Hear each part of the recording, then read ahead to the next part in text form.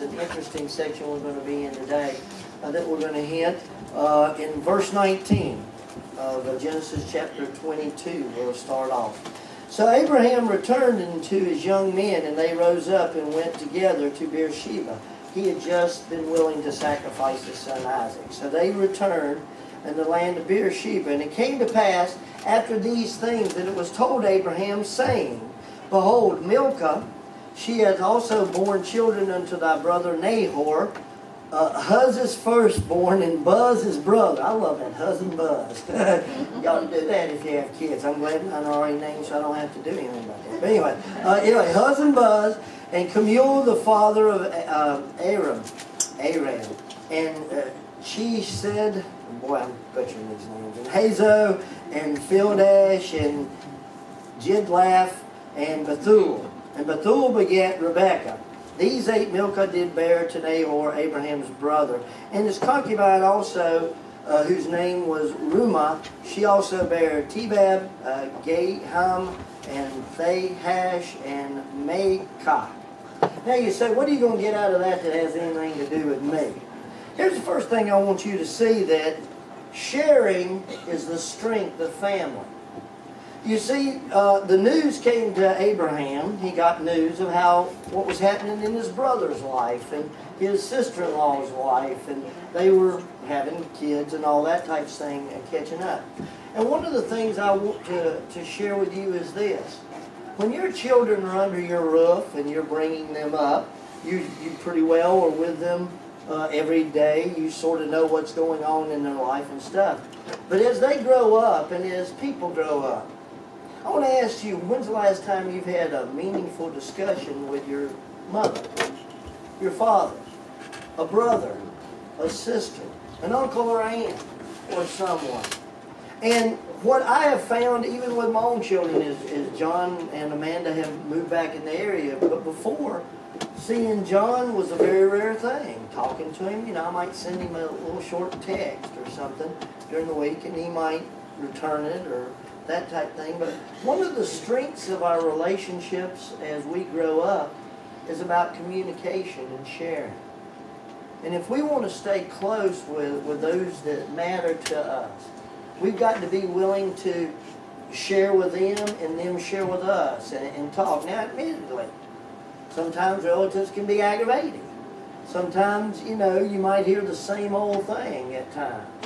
But still, if you want to try to keep closeness in a group, sharing is important. Though this isn't biological, but that's the same as a church. If we don't take time before services, in the middle of services, after services, during the week, one of the reasons we do the activities we do and have multiple times of getting together during the week is so that we can share. The early church isn't like the church that we do now. We sort of come and have an eye talk and you listen and everybody nods and goes out the door. But more in the early church, people came to bear their hearts. It was a family coming together. It was friends coming together. Here's what's going on in my life. What's going on in your life? How can I bear your burden? How can you bear my burden? I want to ask you a question right now. Do you think there's someone in this room right now that has a deep burden that nobody in this room knows? Shouldn't be that way. Shouldn't. They should feel comfortable enough to share with us and we share with them. And so one of the things I want you to see in this thing is word got back to Abraham, how his brother was doing and the information there. And so sharing is the strength of family. I want you to see what he's sharing, that kids were being born. And that was a good thing. And in sharing with family, you miss out on a lot of blessings and things if you don't have that communication of how things are going on in people's lives. I'm not a big fan of Facebook. I admit that for a lot of reasons. But the one of the saving graces in my mind of Facebook is the fact that you can keep up with people that you love and sort of have some idea of what's going on in their life, and you can give them what's going on in your life. Some of the things you should make public, and you should find another venue to discuss that. But anyway, that communication thing, because the Bible itself says that hearing a good word from a far country is like snow in harvest. It's a refreshing thing. And so I encourage you to reach out to somebody you haven't talked to in a while this week. I've got brothers that I still have that are alive. They're getting fewer in number. My brother Anthony, we talk on the phone about every week. And he gives me the report from the other brothers. But every once in a blue moon, I try to go see or get in contact with my other brothers. And I was thinking, you know, if my brother Randall, I bet you if you took all the times of conversation that we had over a lifetime and put them together, it probably wouldn't be worth 2 weeks' time. And he was married and out of the house when I was like 3 and 4 years old. He married right out of high school and then went to Bible college. And so the truth is, though he's blood relative, I don't know him as much. And he's not as big as part of my life as my other brothers are or were. And so I encourage you to continue to reach out because it can be a blessing to you, and that good word make glad. Something else I want you to see in verse 23. And Bethuel begat Rebekah. Now, that's something that's put in here so in the future that you'll realize that your connections with your families can impact your life. Bless you. Do you know what Rebekah is to Abraham? That's going to be his daughter-in-law, because in chapter 24, which we're not going to go into because it's basically about how Isaac gets a bride, Rebekah is the one that ends up marrying Isaac. And so what I'm bringing there is your family is your support connection. They want to bless, they need to be a part of your life to bless your life, and you need to be a part of their life to bless them. And once again, I know family can be aggravating because you know each other's stuff. And you know it's been that way all their life, and they're not going to change. So why do you keep getting aggravated that they don't change? Sometimes you just need to cover and love and go on. But the point is to be that network of support for one another as God allows. And so Rebekah was going to be a blessing to Abraham's life because she was going to marry Isaac, and the line of Abraham would continue to go on to fulfill the blessings that God had. And you never know what somebody connected with your family may turn out to be and do, because this is actually the great niece of Abraham, Rebekah is. Down the line, you may have a relative that God raises up to change America. And you, by your faithful connections and praying for your family line. I pray for my family. I have actually, before God went back to deal with any generational curses in the Pugh family line, I've actually thanked God for those that have prayed faithfully, that have affected my life and been faithful to God. And I've already prayed that the line of my life, Dwayne Pugh, that family line, that from this point till Jesus comes back, that every child born will come to know to Jesus Christ as Savior and will love and serve Jesus Christ all the days of their life. You know why? Because family connection. God's made you a part of this unit for a reason.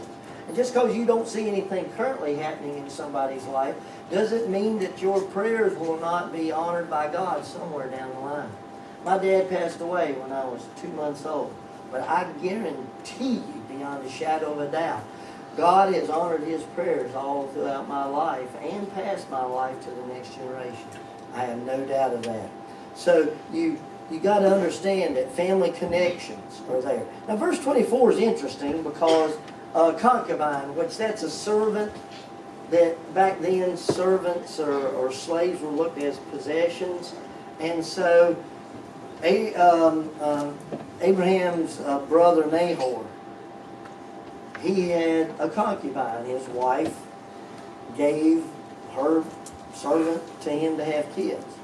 You say, well, that's not right. Of course it's not right. It's not right that families get divorced. But we have families that are dealing with divorce. We have families with his, hers, and ours. We have all types of family situations because we live in a sin-cursed world. And I want you to understand that God can have His hand even in the most mixed up, screwed up connections of family. I'll give you a case in point in my life. The year my dad got married, my mother was born. Yes, that's a true statement. That's messed up, but that's true. The year my dad got married, my mother was born. He married his first wife in his early 20s, and that year my mother was born. Can you imagine walking down the aisle to marry your first wife and there's a newborn and say, I'll see you in 20-something years? That's messed up. She married my dad, and his oldest son, John, was only 6 months younger than my mom. And there were challenges in having a blended family where you were mother to children who were your peers and married themselves. I mean, there's a lot of crazy things that can happen in families that just blow your mind. But what I want you to understand is every connection that God has in your life is for a reason, is for a purpose. And good, bad, or in between. If God sends you lemons, you be the sugar to add lemonade. You do what you can and be who you can to them, and that's what they do is between them and God. But you are connected to them for a reason, even in all types of blended and unusual situations. Because God is working in people's lives and needs and wants to use people's lives to connect to them. I know in my own life, as God will continue to bring people in my life as my children marry, whoever they marry, hopefully they'll marry people that they've asked my blessing on, which so far so good. But no matter if one of them marries a dud, then God sent me a dud to minister to. He might be the grandmother of my children. I mean, the mother of my grandchildren. Anyway, you know what I'm saying. That my family life. So, good, bad, or in between, when God puts family in your life, be willing to minister to them in whatever way that God said it should. Chapter 23 is still on family, but changes a little bit of the subject of family. And Sarah was 27 years old. These were the years of the life of Sarah. And Sarah died in Kirjath Arba, the same as Hebron in the land of Canaan. And Abraham came to mourn for Sarah and to weep for her. Family can be the greatest delights of your life, but family also can be the reasons of your greatest sorrow. Because family should matter to you. And Abraham is here having to deal with something about family that most of us don't want to think about. It's the death of a spouse. A cause for sadness. I in my own life, I'm just being candid with you. My flesh has to deal with fear of, oh God, would you take my mate? We were driving back, we looked like the Beverly Hillbillies when we were coming back from North Carolina with John and Amanda's stuff, with 2 trailers loaded with stuff and sometimes stuff flying out and us having to retie and stack up, and it was crazy. But as it was getting late in the day, Donna was in front of me and I was watching her. And she was getting sleepy, and they were trying to make it to Lynchburg, where they were going to spend the night. John and I, we came with our vehicles on. And I watched 3 or 4 times where not only did she cross the white line, she came within that far of running off the road. We're going about 60, 65 miles an hour. She's got a trailer attached to the car, and I'm thinking, oh Lord, I just preached about, Lord, everything being on the altar, and if you take it, blessed be your name. And I thought, oh God, are you going to have me walk out watching my wife wreck right in front of me? Fear. Dread. The idea with some of you of losing your mate, you would rather lose your right arm, your right leg, or whatever. But I want you to know something. That God's purpose and mercy and grace in the work can do a work in your heart and mind and life. I'm very thankful that if God were to have taken Donna from me in that moment, I didn't say goodbye to her. I said, see you later. How can I be upset if she's never going to be sick again? She's never going to be afraid again. She's never going to be lonely again. She's never going to have to struggle with sin again. She's never going to have to deal with my carnality again. For her, I would be thankful. For me, I would mourn. And rightfully so. But what I want you to understand is you come to looking at the death of a family member that you care about. You can either deal in fear or dread, or you can do like Job did and said, the Lord giveth and the Lord taketh away. Blessed be the name of the Lord. God is not trying to hurt you. God is not trying to harm you. What He is trying to do is to do something that I had seen Him do in my mom's life. All my life, she didn't have a mate. I never once heard her complain. I never once saw her angry or mad at God. Did she love my dad? Absolutely. I've heard her tell many a story about how deeply she loved him. But I want you to know, because of that, I knew that my dad was not an idol in her life. I don't know about you, but I struggled for my mate not to be an idol in my life. And sometimes God has to remind us that He's our all in all. That though we would be sad, life would continue to go on. Life would continue to be blessed by God. And would it be the same? No. But I can trust God. I've already begun to pray, Lord, if you don't come and take us in the rapture, would you take us both at the same time? I don't know if you've ever thought about this. So, Lord, if one of us had to go first, which would it be better on? I prayed about those things. I put those things before the Lord. And you know what? I believe that I have a good God. And I believe that He will not do me harm or do my loved one harm. And so I keep on the altar that sacrifice of a loved one, a mate dying. Now, in verse 3 comes something interesting. It's how he deals with the conflict caused by his wife's death. And Abraham stood up before his dead and spake unto the sons of Heth, saying, and this was the group of people that were basically the tribe of the Canaanites that were in that land at that point in time. He said, verse 4, I am a stranger and a sojourner with you. Give me a possession of a burying place with you, that I may bury my dead out of my sight. And the children of Heth answered Abraham, saying unto him, hear us, my Lord. Thou art a mighty prince among us. In the choice of our sepulchres bury thy dead. None of us shall withhold from thee his sepulchre, but thou mayest bury thy dead. First thing I want you to see here is this. Abraham had a testimony among these unsaved people.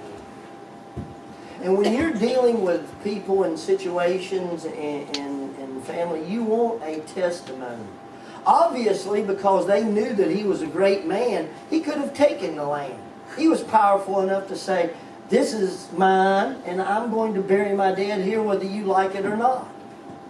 But because of the type of man he was, he had a testimony among them. And so when he requested of them that he could bury his dead, they said, listen, obviously God's hand is on you in any of our sepulchres, any of our family plots. Back in the olden days, people buried their dead on their own land. And I know in little country churches, there's a section of a church in North Carolina, is the pew section. They're family plots.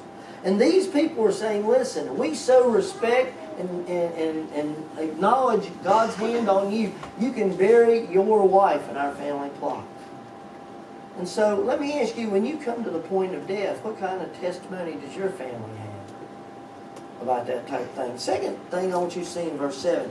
And Abraham stood up and bowed himself to the people of the land, even to the children of Heth. And he communed with them, saying, if it be your mind that I should bury my dead out of my sight, hear me, and entreat for me to Ephron the son of Zohar, that he may give me the cave of Machpelah, which he hath, which is in the end of his field, for as much money as it is worth. He shall give it to me for possession of a burying place among you. I want you to understand that he had just been honored as a big somebody. And yet, He requested and he bowed himself to that group. Can I tell you, when you're dealing with people, whether they're saved or lost, you got to show them respect. If there was somebody if there was an atheist here, if there was somebody who was a homosexual, if there was somebody who was obviously on a different side of an issue or a spectrum with me, I should still show them respect. I called President Clinton, President Clinton. I called President Obama, President Obama. But there are people these days who, because they don't like Trump, will not call him president. I will tell you, it is right and godly to show respect to people. People were made in the image of God. Every person has value. Christ died for every single person. And when you begin to evaluate yourself as somehow above them, you're not going to be able to minister to them. And one of the things when you discuss differences of religion, differences of politics, differences of anything, you should show respect to people. That's why we're having these issues in Charlottesville and stuff. I should show respect to people of different races. I should show respect even to somebody who is a white supremacist and may believe that they're superior to all other races. Because you're not going to be, you don't have to respect what they stand for. Don't misunderstand what they do versus who they are. But you need to respect people if you're going to be able to reach them. Going on. He said, you know, Macpela's got a field and a cave at the end of it. Tell me how much money I would like to buy it. Verse 10. And Ephraim dwelled among the children of Heth, so he was in that group. And Ephraim the Hittite answered Abraham in the audience of the children of Heth. So this was done in the public forum. Even of all that went in at the gate of the city, saying, Nay, my Lord, hear me. The field I give you. The cave that is therein I give you. In the presence of the sons of my people, I give it to thee. Bury your dead. So this guy, Ephraim, said, listen, I don't want to sell it to you. I'll give it to you. I'll give it to you. I want to give it to you. Now, here's a difference. Abraham said, I want to buy it. Ephraim said, no, I'll give it to you. I want you to see Abraham's response. And you say, what does that got to do? We'll continue to plug in. And verse 12, and Abraham bowed down himself before the people of the land, and he spoke unto Ephraim in the audience of the people of the land, saying, But if thou wilt give it, I pray thee, hear me. I will give thee money for the field. Take it of me, and I will bury my dead. Now notice, he had already gotten common ground, and here's the principle. When you disagree with people, try to start with where you do agree.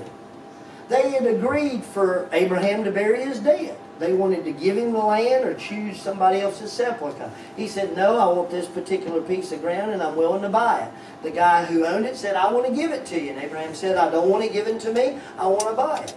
But I do want to bury my dead there. So when you disagree with somebody, find your common ground and start where you can agree. Thank you that we agree that I can bury my dead here. Thank you that you are willing for me to bury my dead on the particular plot that I want to bury it on. Now we got to figure out whether you give it or I pay for it type thing. And so many times in a disagreement we jump to conflict rather than trying to find that common ground. Going on. Abraham, verse 14. And Ephraim said unto Abraham, saying unto him, My Lord, hearken unto me. The land is worth 400 shekels of silver. What is that between me and thee? Bury thy dead. I think this guy's pretty shrewd. He says, listen, my land's worth this much, but that's nothing between me. We just take the land. He, according to what I read in some commentaries, picked the highest value of the land, hoping that would make Abraham back off and say, man, I don't pay that much for the land. If you're willing to give it to me, I'll take the bargain. He was trying to be nice, but he was trying to manipulate Abraham to do what he wanted him to do. And in that dynamic, Abraham understood this.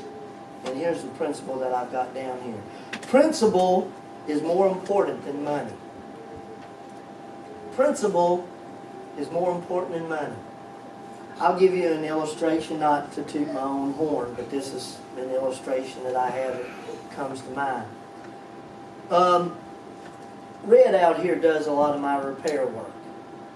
And occasionally he'll find something, I'll bring something in that doesn't work, and he'll fix it in 5 minutes. I say, what I owe you? And he says, nothing.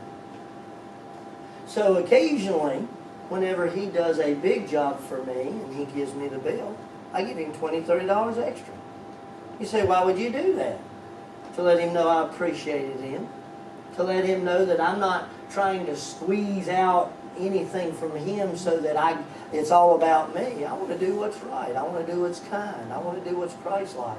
And Abraham, in this guy giving this big price, here's what Abraham said in verse 16. And Abraham hearkened unto Ephron, and Abraham weighed to Ephron the silver which he had named in the audience of the sons of Het, 400 shekels of silver, current money, with the merchants. Ephron made the mistake of saying, well, the land's worth this much, but what's that between me and you? Just take the land. And Abraham pulled out his wallet, so to speak, and counted out the money in front of everybody and said, here, you set the price, here it is. Now, understand, I am of a family, and I married into a family that we're very careful with money. We try to get the most bang for the buck. But you never want to shortchange anybody where you shaft them so that you get the better bargain. The Puritan ethic, which this country was built on, our financial markets of building and making things, it's called the Puritan work ethic. They believed a fair product for a fair price. Would to God that America went back to that thing. I am okay paying top dollar for top dollar quality. I don't want to pay top dollar for junk and it's designed to break and them sell me parts to keep it going so they can continue to pad their pockets off of my misery. And I don't want to do that to anybody else. You ever been to a yard sale? You ever give somebody more money than what they're asking for the thing because it's worth more than that? You don't always have to do that, but I think that's a good thing to think about. Lastly, going on, I want you to see why this is so important. And if you don't get any principle today, get this last one. Let me go to verse 17. And the field of Ephron, which was in Machpelah, which was before Mamre, the field and the cave which was therein, and all the trees that were in the field, that were in all the borders round about, were made sure. And Abraham for a possession in the presence of the children of Het before all that went into the gate of his city. And after this, Abraham buried Sarah his wife in the cave of the field of Machpelah before Mamre, the same as Hebron in the land of Canaan. And the field and the cave that is therein were made sure unto Abraham for possession of a burying place by the sons of Het. Do you know what that means? That means that it was legally recorded that the Jew, Abraham, owned land in Israel. Let that sink in. And when the children of Israel were coming out centuries later, out of Egypt and wanted to go to the promised land, they didn't start out saying, we're going to start whooping butts and we're going to start taking land. They even asked permission to go across some people's territory to get to the place that they had a right to be. They owned land there, and they had a right to it. And so when you run into talking about worldview and all types of stuff, who has a right to Israel? The Jews do. God said so. Abraham bought it, sections of it, and other was given over in conquest when they were attacked. But here's the thing I want you to see, that you have no idea what God is going to do in the future with your obedience in the present. Because the people of that land said, Abraham, you're a wonderful guy. We're just going to give it to you.